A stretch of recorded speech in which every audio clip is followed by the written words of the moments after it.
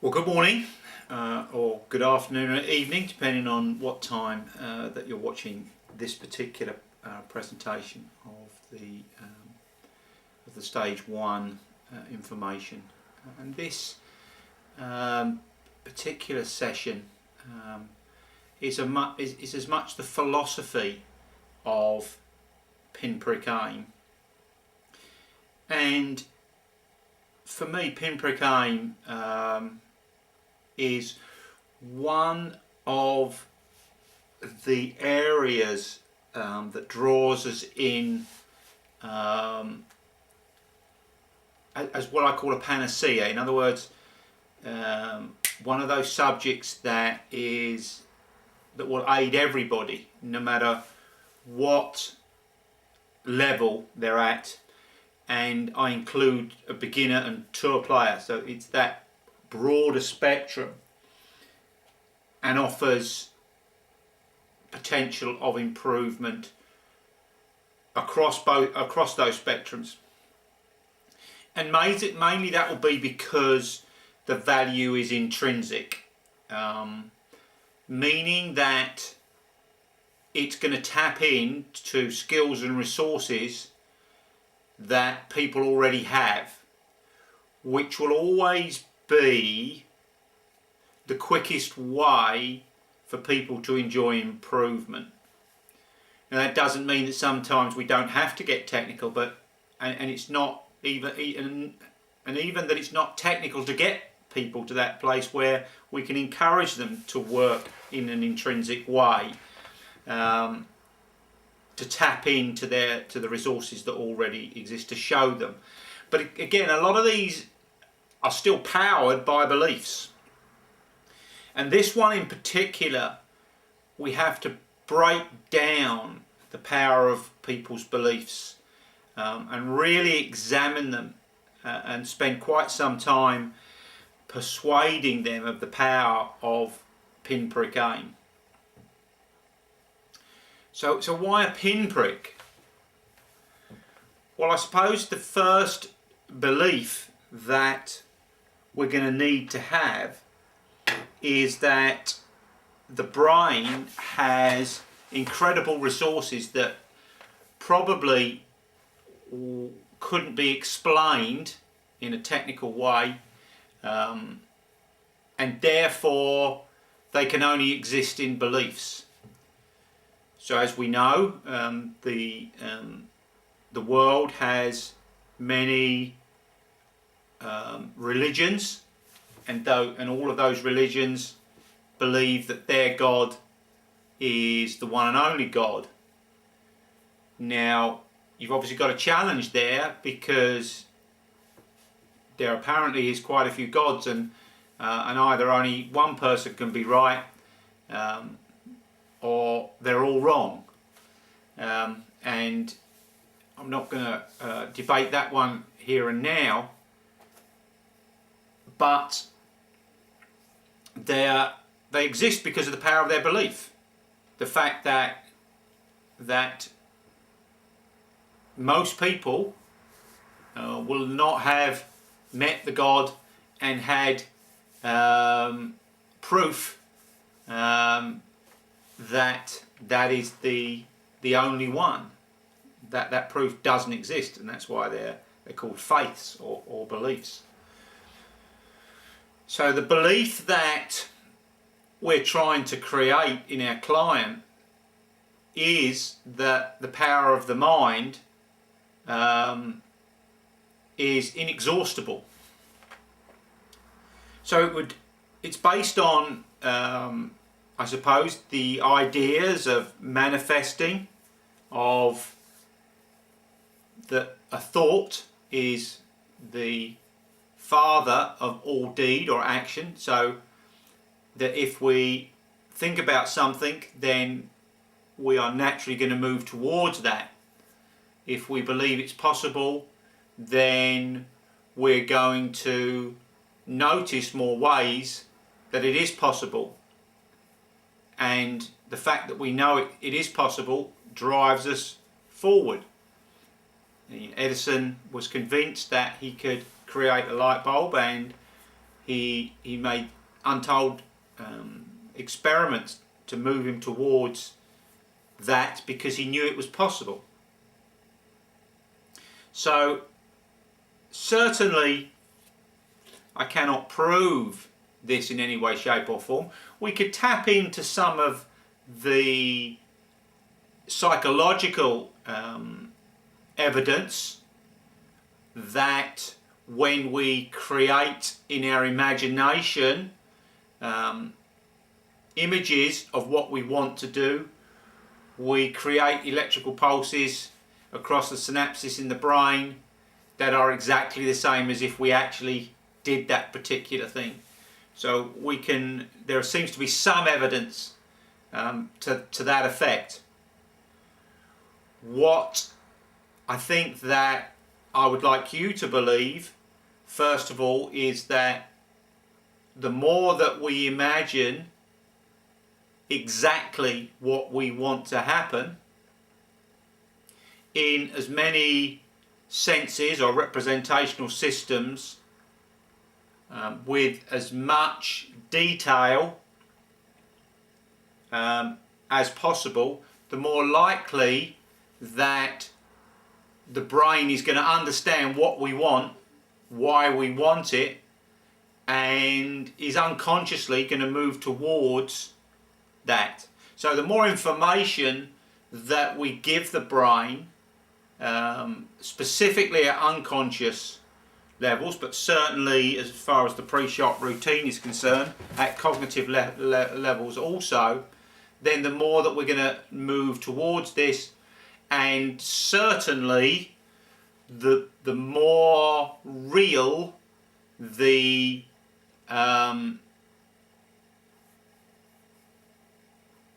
focus will be, because we're tuning into all these aspects and senses that they could be described in.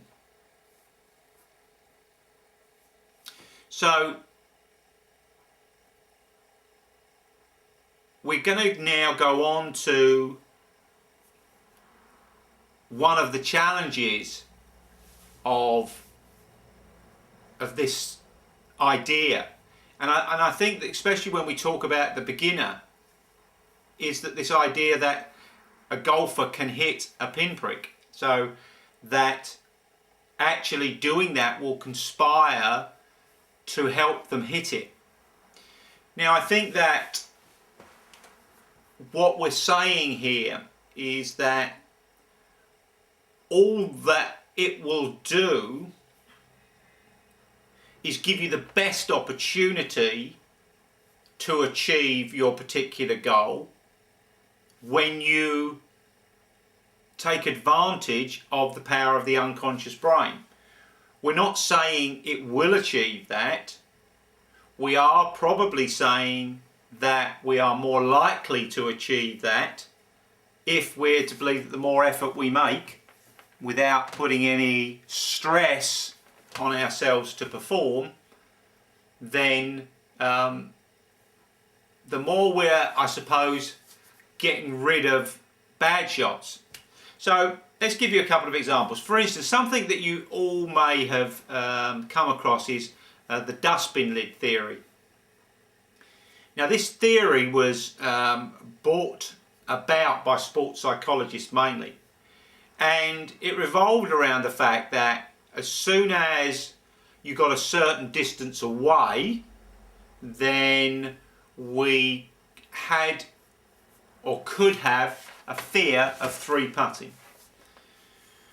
And that fear of three putting created tension, and therefore as soon as we had tension, then that had an effect on performance. So what the sports psychologist suggested was that if we remove the pressure of having to hold it and made the target a lot bigger, then the pressure wouldn't be so great, and therefore the stroke wouldn't be so interfered with, and it would be more likely to represent the talent plus skill equation of Tim Gallwey for potential performance. Now, I think that if you look at this another way, if we say that we aim at that dustbin lid now with the idea that, you know, we can miss it by a dustbin lid, then in actual fact then you can miss your designated pinprick by 2 dustbin lids.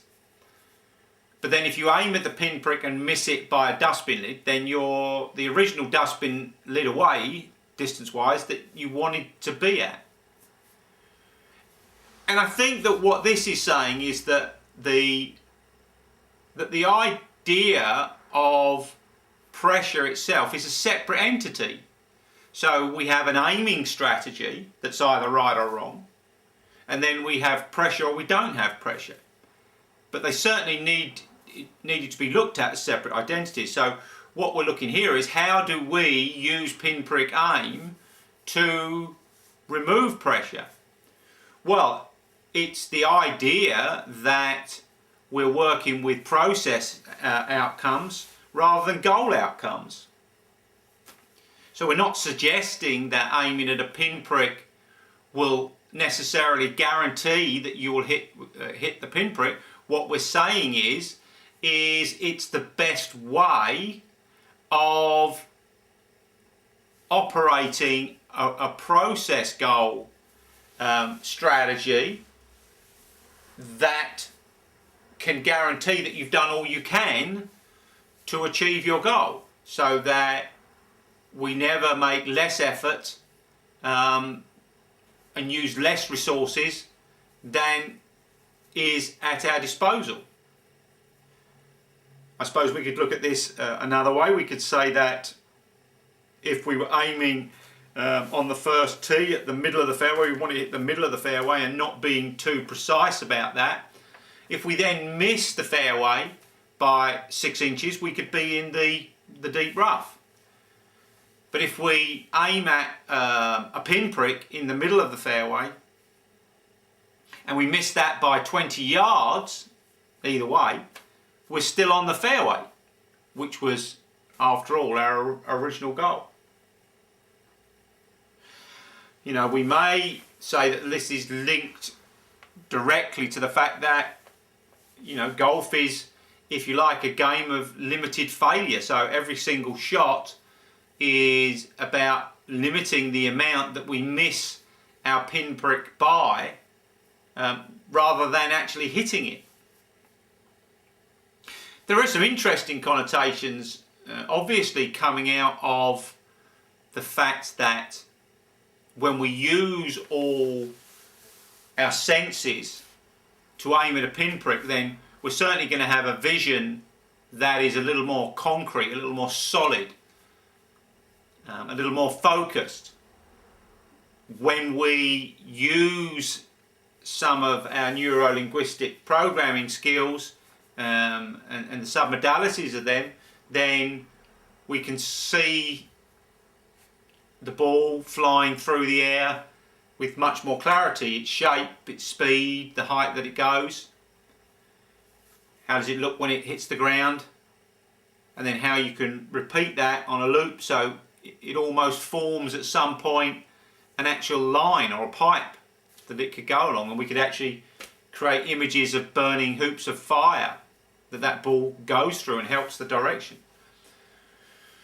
We could hear what that sounds like, whether it be through the movement of your body, the movement of the club, the swish of the ball as it strikes out the middle of the club face and hurtles off towards the target, as it whistles through and makes that sound.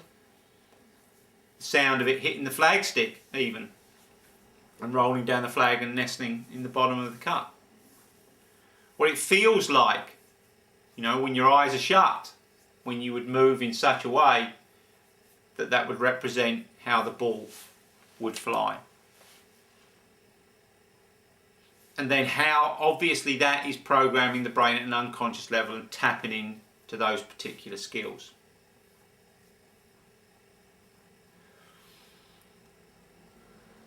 When I see improvers for the first time, so when I meet a client for the first time, and this follows a fair bit of questioning, listening, written questionnaires that I provide them, and I look at the answers before I meet people. Then, in the majority of cases, the biggest single thing I do that's going to make the most difference that I can do will be introducing pinprick aim to them and persuading them of the advantages of pinprick aim.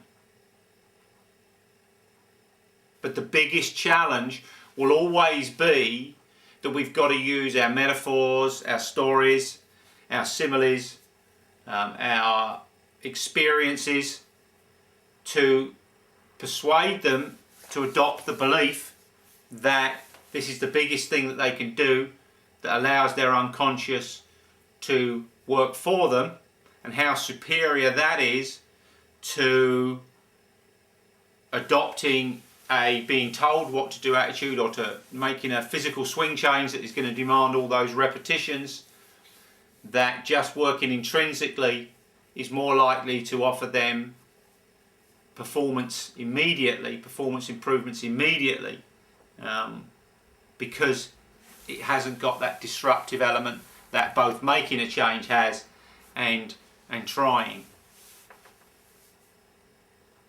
I think another interesting concept that hangs around it is, what happens, let's say when you go to a par 3 over the weekend and you stand up there and you pick the right club, hit the shot, and you see the shot flying towards the hole, and it lands 2 or 3 foot short, starts to turn left towards the hole, and then hits the middle of the stick and crashes down into the hole, and you've had a hole in one. Well, that's going to feel pretty good.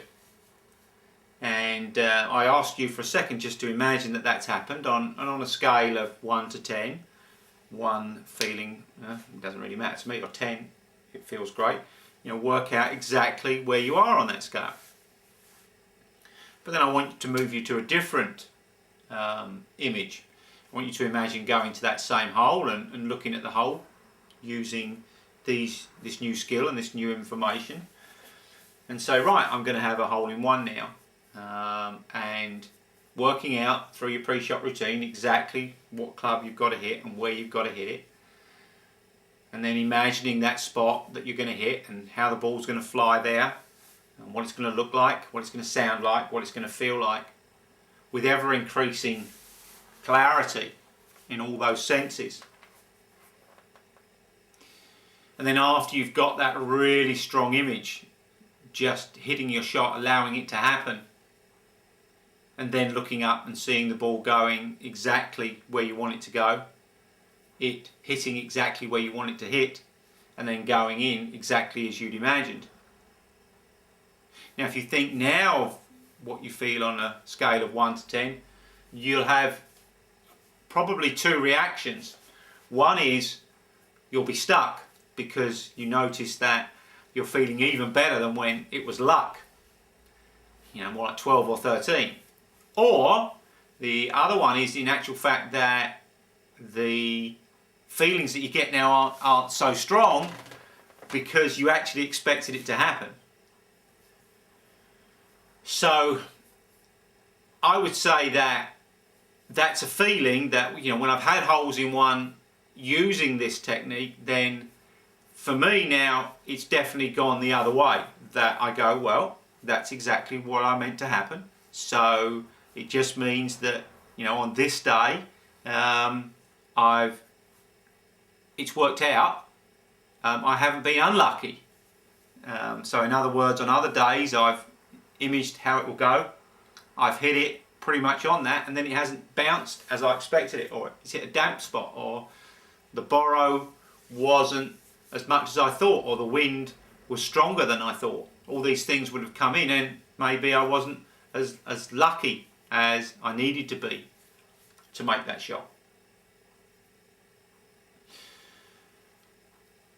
So pinprick aim is about reducing the amount of mistake or error that will be inherent in 99.9 recurring shots. Meaning that we accept the fact that the game of golf is about reducing error, and the techniques that we can adopt to help reduce that amount of error. I think there are other huge advantages in that once we become aware of how specific aim needs to be, then we address another issue which is often reported as to be one of the major challenges of golfers, that magical word, consistency. So, when people suggest to us golf coaches that they're inconsistent, then we probably need to ask the question, how much of that inconsistency is born out of inconsistent aim? Now, one of the main reasons for inconsistent aim is going to be that they don't pick a small enough pinprick.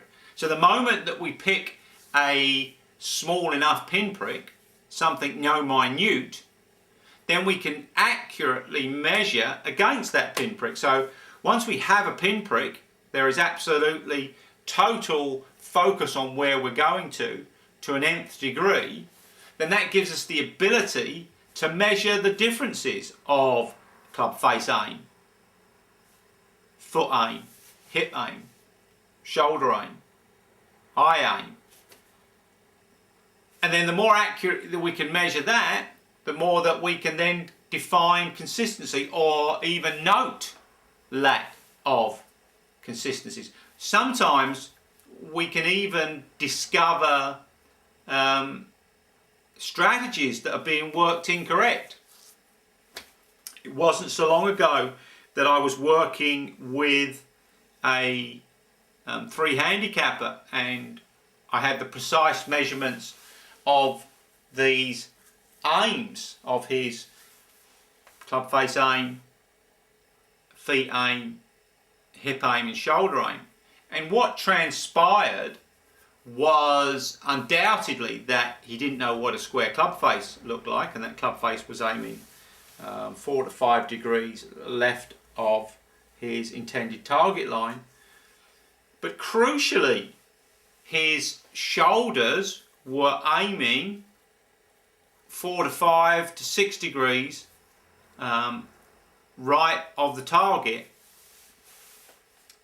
And the reason for that was how he believed that the aim strategy was in his head, and that he was actually aiming his shoulders incorrectly.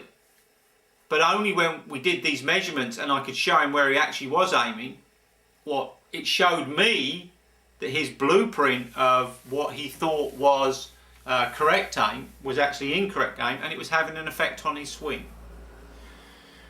When we get into the practical part of this will be easier to demonstrate and easier to show you where the errors are. But only when we aim at a pinprick does this really become aware. Now, the very interesting thing I think about the work that we've done on this, and this work has been pretty consistent for 5 or 6 years, well before TrackMan came along.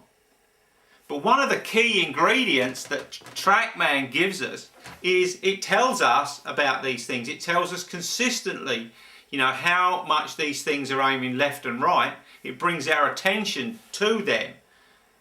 Well, pinprick does exactly that. It brings our attention to aim in a very detailed way.